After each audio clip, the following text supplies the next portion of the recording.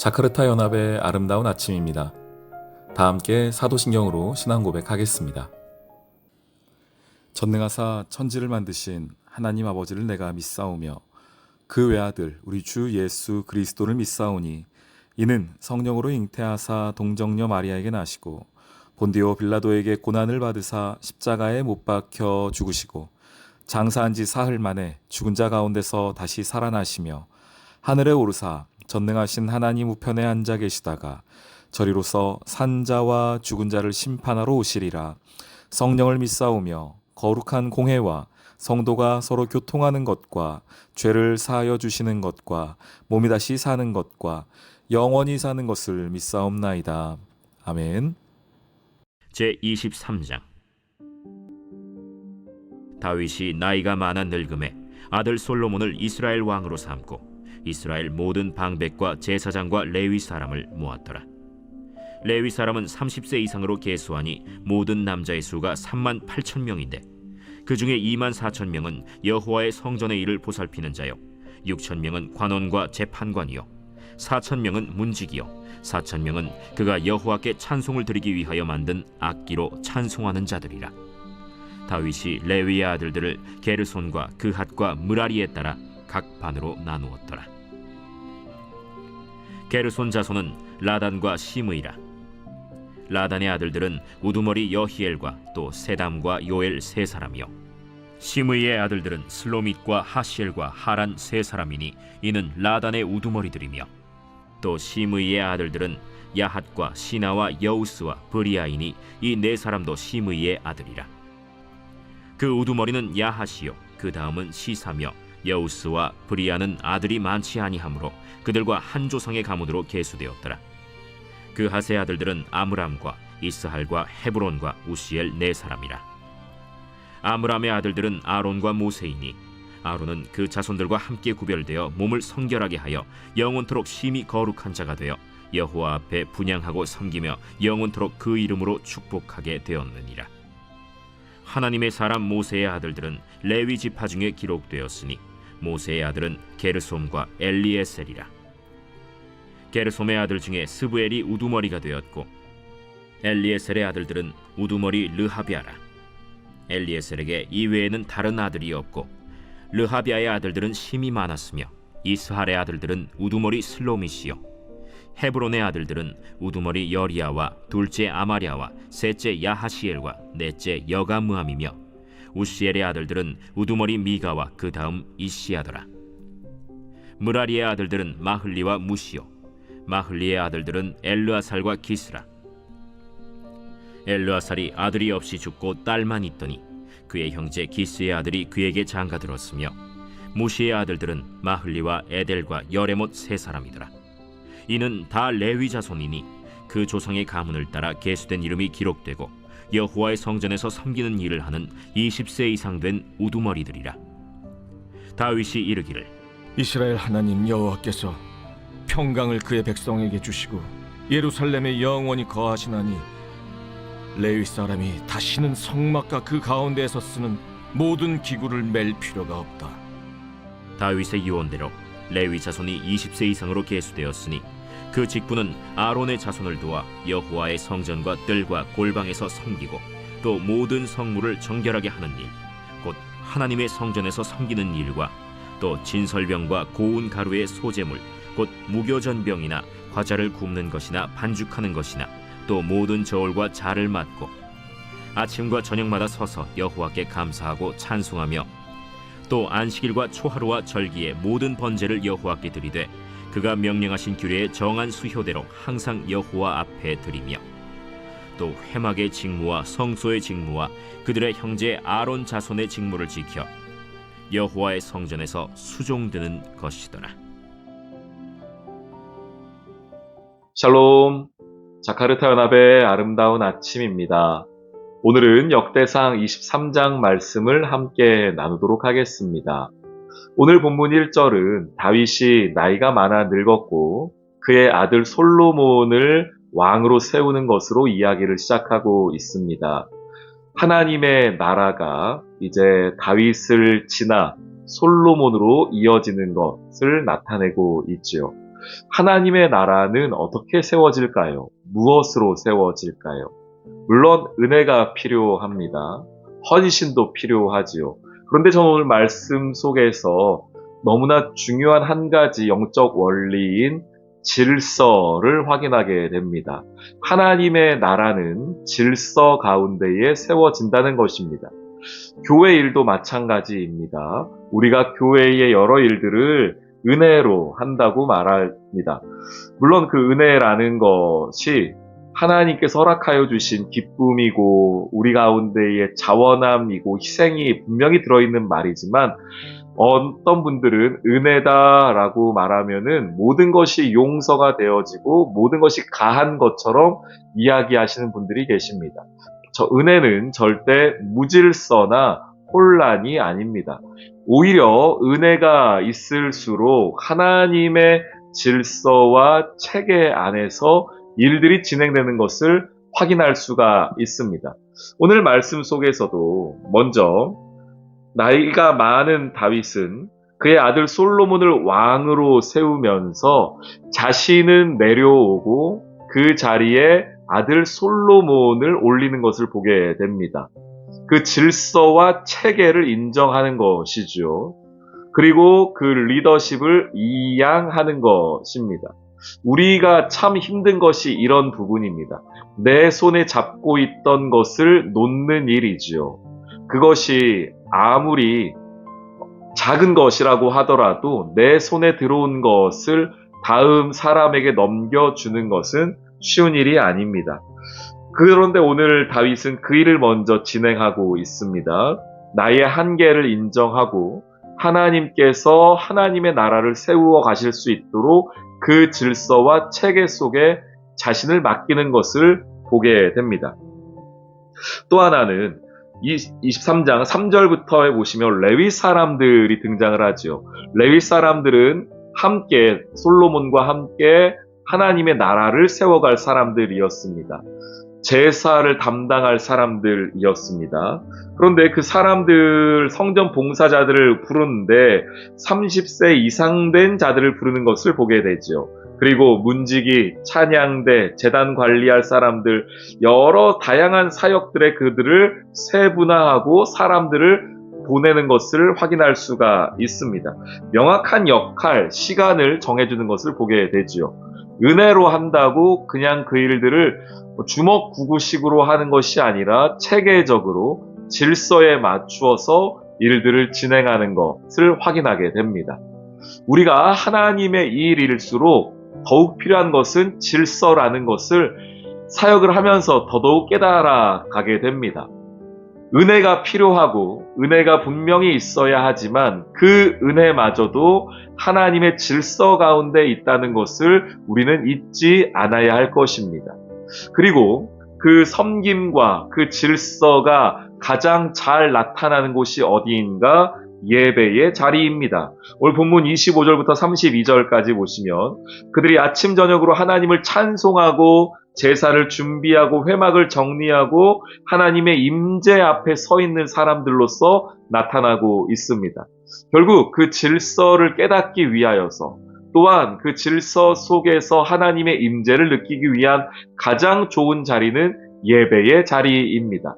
예배를 회복하지 아니하면 내 삶이 무질서할 수밖에 없습니다. 시간적으로, 물리적으로, 동시에 우리의 마음과 마찬가지이죠. 그래서 우리의 예배가 중요한 것입니다. 하나님의 우선순위가 무엇인지, 하나님의 질서와 체계가 무엇인지를 깨닫는 데에는 예배를 통하여서 알 수 있기 때문입니다. 하나님의 나라는 은혜 위에 세워지지만 질서로 유지됩니다. 다윗은 왕으로서 이 질서를 세웠고 하나님을 향한 예배가 중단되지 않도록 다음 세대에게 사명을 위임했습니다. 우리 사랑하는 귀한 성도님들, 오늘 이 하루 하나님의 질서 가운데에 은혜를 누리십시오. 또한 나뿐 아니라 지금 우리뿐 아니라 다음 세대에도 이 하나님의 은혜가 흘러갈 수 있기를 준비하십시오. 그것이 오늘 우리가 해야 할 일입니다. 오늘 이 하루 하나님의 은혜 가운데에 승리하시기를 주님의 이름으로 축원합니다. 아멘. 오늘의 기도. 하나님, 주님의 일을 질서와 헌신으로 감당하길 원합니다. 공동체와 다음 세대를 위해 사역을 위임하고 준비할 수 있는 믿음을 주세요. 또한 저의 모든 섬김의 자리가 예배의 자리가 되길 원합니다. 예수님의 이름으로 기도합니다. 아멘.